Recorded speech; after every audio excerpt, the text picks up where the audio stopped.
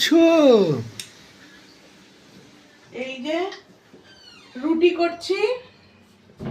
রুটি বানা রही हो? হ্যাঁ, আর একটা কথা একটু বলি, একটু দূরে যাও।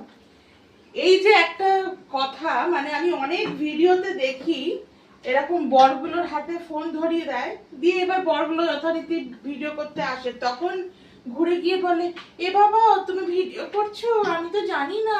ইস, তুমি তো আমাকে বলবে।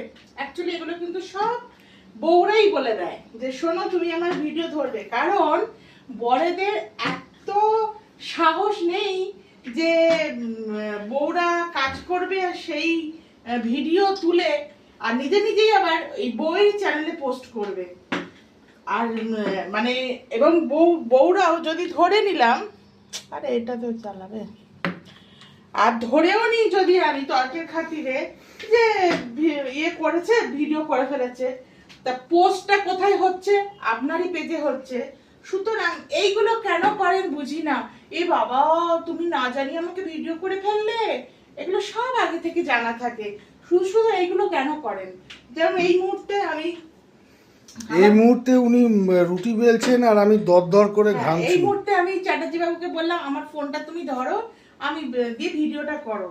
না হলে ওর খেয়ে দে কাজ নেই, আমি এখানে রুটি বানাচ্ছি আর ও এসে আমার ভিডিও করবে।